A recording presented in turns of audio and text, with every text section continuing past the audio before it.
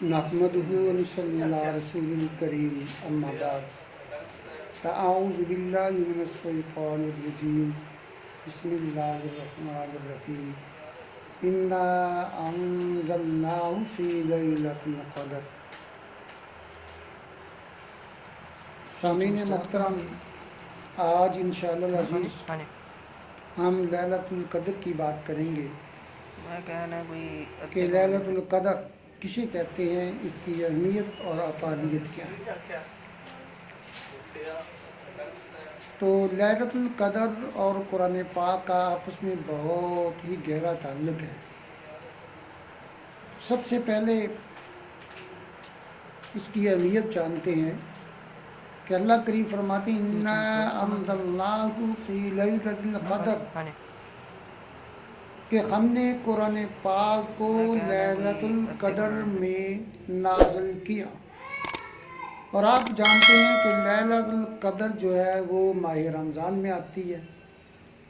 तो आका इस्लाम ने फरमाया इसको रमज़ान के आखिरी अशरा में ताक रातों में तलाश कर। तो इसी लैलतुल क़द्र के बारे में कुरान पाक में दूसरी जगह फरमाया इन्ना अंज़लनाहु फ़ी लैलतिल मुबारक, कि बेशक हमने कुरान पाक को मुबारक रात में नाज़िल किया। फिर तीसरी जगह फरमाया शहरु रमज़ान अल्लज़ी उन्ज़िला फ़ीहिल कुरान, कि माह रमज़ान वो महीना है जिसमें हमने कुरान पाक को नाज़िल फरमाया। आइए हज़रात, आप सुनिए कि ये लैलतुल क़द्र की रात को मुबारक रात कहा गया है और इस रात को अल्लाह पाक ने कुरान पाक को भी नाज़िल किया है। और हदीस की रोशनी में कि जब लैलतुल क़द्र की रात होती है तो अल्लाह के फरिश्ते हज़रत जिब्राईल अलैहिस्सलाम की मैयत में दुनिया में आते हैं।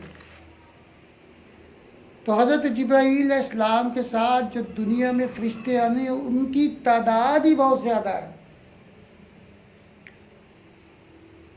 फिर क्या करते हैं वो आकर, तमाम रवायात को जमा किया जाए तो पता चलता है कि हर जिक्र करने वाले, हर क़याम करने वाले, हर तिलावत कुरान पाक करने वाले के पास हो जाते हैं, उनकी दवाओं में शामिल होकर आमीन कहते हैं, उन लोगों के हक में अल्लाह से दुआ करते हैं उनके लिए। तो ये बहुत बड़ी सआदत है उस शख्स के लिए जो शख्स लैलतुल क़द्र की तलाश में रहता है और अल्लाह की इबादत करता है। और इसके बारे में एक और बात सुनिए, फरमाया गया कि लैलतुल क़द्र की रात की जो इबादत है ना, एक रात की 1000 महीनों से बेहतर है।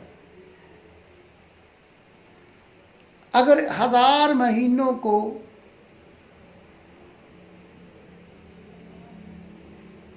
सालों में कन्वर्ट किया जाए तो ये 83 साल और कुछ माह बनते हैं।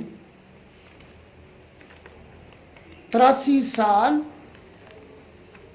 4 महीने इबादत करने का सवाब उसके नामा ईमाल में लिख दिया जाता।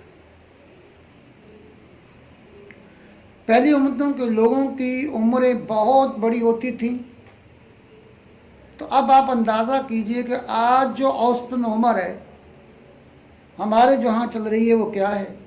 अगर बिलफर्ज एक इंसान की उम्र जो है 93 ईयर्स काउंट करते हैं कि 93 साल उसकी उम्र है, तो हदीस में आता है कि जब बच्चा 7 साल का हो जाए तो उसको नमाज की तरफ रगबत करवाओ, नमाज की तरफ लेकर आओ, नमाज के लिए कहो।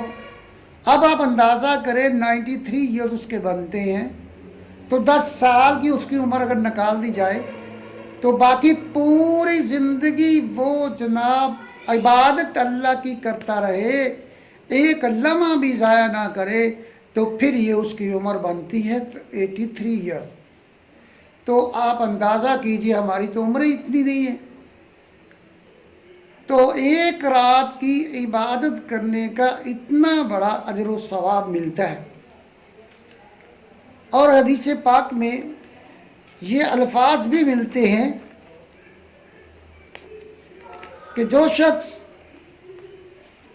اس رات کو عبادت کرتا ہے اس کے بارے میں کہا گیا ہے کہ جس بندے نے من قام رمضان ایمانا و احتسابا فغفر له ما تقدم من ذنبه، کہ جس شخص نے ایمان کے ساتھ اور اللہ پر یقین رکھتے ہوئے اس رات کو عبادت کی ہے، تو اللہ کریم کیا کرتے ہیں؟ حضور نبی کریم علیہ السلام نے فرمایا اس شخص کے اگلے اور پچھلے سارے گناہ معاف کر دیے جاتے ہیں۔ تو بھائیو یہ رات بڑی بابرکت ہے، کیونکہ قرآن پاک میں بھی اس کا ذکر ہے، تو کتنی بڑی سعادت ہے۔ اور اس کے بارے میں ایک اور قرآن پاک کا ہے کہ حضور نبی کریم صلی اللہ علیہ وسلم کیا فرمایا؟ فیہا یفرق کل امر حکیم، اس رات میں پورے سال کے فیصلے ہوتے ہیں، یہی وہ مبارک رات ہے۔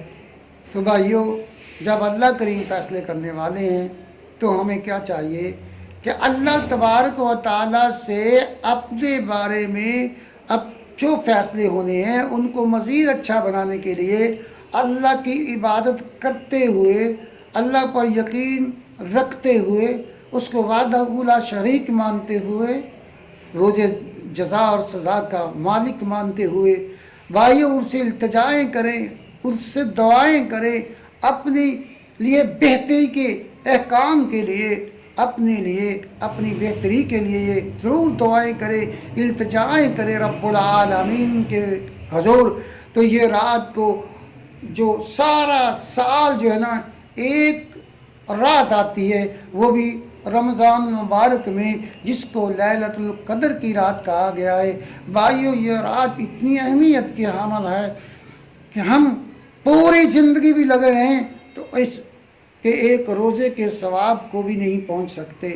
تو بھائیو یہ لیلۃ القدر کی تلاش کے لیے ہم ہمدن گوش ہو جائیں۔ آج انشاءاللہ عزیز طاق رات ہے، تو بھائیو آج سے ہم یہ کام شروع کریں، تلاش کریں اس کو 5 طاق راتوں میں، تو انشاءاللہ ضرور ہماری قسمت میں یہ ہوگی۔ تو اللہ پاک سے دعا ہے اللہ